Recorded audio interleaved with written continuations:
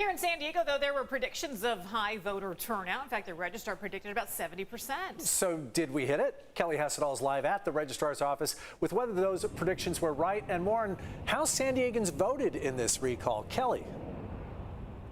Well, they're still counting the votes at the Registrar Voters Office, but rather than 70%, they say we could be looking more at a voter turnout of 55 to 60%, which is still pretty high. Now, as for how San Diegans voted, it was pretty much the same as the rest of the state, though we did see a slightly higher number of yes votes here in San Diego, and political analysts say that's no surprise. San Diego is not quite as deep blue as the state overall. Remember, we were a competitive battleground county just a few elections ago. Plus, a lot of the roots of the recall were here in San Diego, right? People like Carl DeMaio leading that charge. We saw a lot of organization and energy on that side. And UC San Diego professor Thad Kauser, he also points out that two of the Republican candidates, Kevin Faulconer and John Cox, both have strong ties to San Diego, so it makes sense that the votes in favor of a recall may be slightly higher here. However, make no mistake, San Diegans overwhelmingly backed Governor Newsom. He captured 58% of the vote. The yes votes came in at 41%. Now, up and down the state, the coastal areas saw very high no votes. Now, one of the other big takeaways, though, is even in the city he used to govern over, Kevin Faulconer came in well below Larry Elder. So what does the future hold for our former mayor?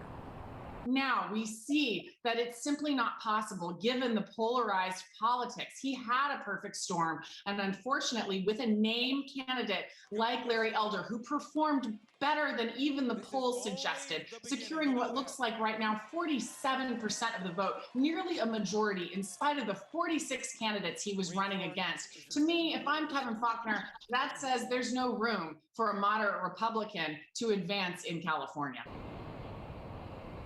And prior to Election Day, Faulconer said he would run for governor in 2022. Now that it is not quite clear, analysts say he could run into some fundraising issues based on his performance yesterday. Now, I did reach out to the Faulconer campaign. They simply referred me to Faulconer's statements last night, saying that basically he's going to talk to his family, he's going to talk to his supporters and decide how to move forward. But he said that he does still want to serve the state of California. Heather and Carlo. And Kelly, the votes obviously still being tallied up at this point, but do we know the areas that did have a higher voter turnout? Yeah, and there is a breakdown on the Registrar of Voters website, but I can tell you places like North County, the coastal cities, they all saw voter turnout higher than 50%.